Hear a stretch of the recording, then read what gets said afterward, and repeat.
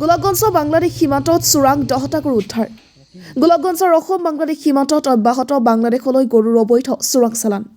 বিস্কৰ অতি ভিতৰুৱা চিলনী খাখত বৃহস্পতিবাৰে পুৱতি নিশা 10টাকৈ চোৰাং গৰু উদ্ধাৰ হোৱা ঘটনা পলমকৈ পোহৰলৈ আহে। সেইখিনি নিশা স্থানীয় যুৱকে গৰু লৈ যোৱাৰ উমান পাই বাহিৰলৈ ওলায়। চোৰাং বেপাৰী দেখা পাই গৰু এৰি পলায়ন কৰে। স্থানীয় যুৱকসকলে পোৱা 9টা গৰু উদ্ধাৰ কৰি বিস্কৰ আৰক্ষী সীমান্ত পহৰা চকীত জমা দিয়ে। যুৱকৰ দলটোৱে ঘূৰি আহি পুনৰ আন এটা গৰু উদ্ধাৰ কৰে। স্থানীয় যুৱকৰ তৎপৰতাত মুঠতে 10টাকৈ গৰু উদ্ধাৰ হয়। গৰুবোৰ বাংলাদেশ চালান দিয়াৰ চেষ্টা চলাই আছিল। ভিতৰুৱা সীমান্ত অঞ্চলত প্ৰায় গৌধন উদ্ধাৰ হোৱা ঘটনাই সীমান্তত BSFৰ নিৰাপত্তাৰ ওপৰত প্ৰশ্নৰ সৃষ্টি হৈছে। গোলাপগঞ্জৰ পৰা তপনৰা report, North East Frontier news.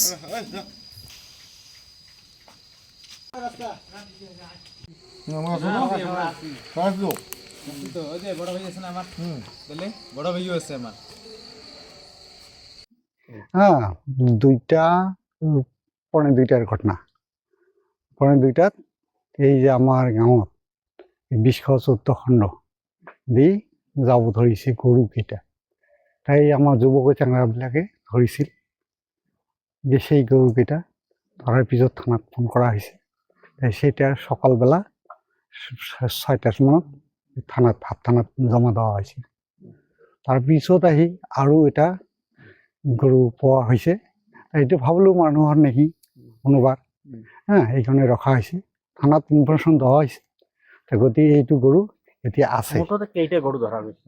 মুঠতে এতিয়া 10টা হ'ল। আগতে 3টা আছে, 9টা আছিল। গৰুকেইটা ক'ত লৈ যোৱাৰ চেষ্টা কৰি আছিল? এইটো সীমান্ত দি ক'ত লৈ যাব, বাংলাদেশ লৈ যাব নেকি? তাৰমানে আল্টিমেটলি বাংলাদেশলৈ গৰু চালান চলি আছে। চলি আছিল। সেইটোতো আমি নাজানো। আগতেও দিছিলো, আগতো গৈছিল, সেইটোও প্ৰমাণ আছে। তাৰমানে মাজে মাজে চলি থাকে আৰু কি। কেনেকে মানে মোৰ এটা মোমায়েকৰ বেটা আছে সৰু, সি ইমান বয়স নহয়, মানে 17-18 হ'ব। সি ৰাতি 2টা বজাত লেট্ৰিন যাওঁতে মানে গৰুকেইটা ইবাৰ লৈ আছিল।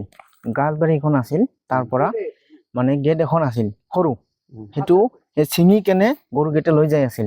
তাৰপৰা মোৰ ভাইটিটো দেখা পালে, সিহঁতক সুধিলে সেই গৰুকেইটা ক'ত লৈ যাই আছে ইমান ৰাতি। তাৰপিছত গৰুকেইটা তাতে থৈ কেনে সি দৌৰ মাৰিলে। তাৰপিছত 9টা গৰু ধৰালে। 9টা গৰু ধৰাৰ পিছত আমি বিস্কোৱা হাফতানা যে আছে তাৰ আমি দি আহিলো। দি অহাৰ পিছত আমি আহোঁতে এটা পিছত মানে আৰু এটা পালো। আচ্ছা, গৰুকেইটা কোন জায়গাটা ধৰা হৈছে? গৰু বিস্কোৱা চিলনী ঘাট LP স্কুলৰ ওচৰতে। তাৰ পৰা বাংলাদেশ বৰ্ডাৰ কিমান দূৰ? বেছি নহয়, 1 কিলোমিটাৰ। 1 কিলোমিটাৰ হ'ব। তাৰমানে গৰুকেইটা আচলতে বাংলাদেশ পাৰ কৰাৰ কাৰণে লৈ গৈছে না, মানে কিহৰ কাৰণে তাতে জমা কৰিছে? বাংলাদেশ পাৰ কাৰণে লৈ গৈছিল, সেইটোৱে হ'ব।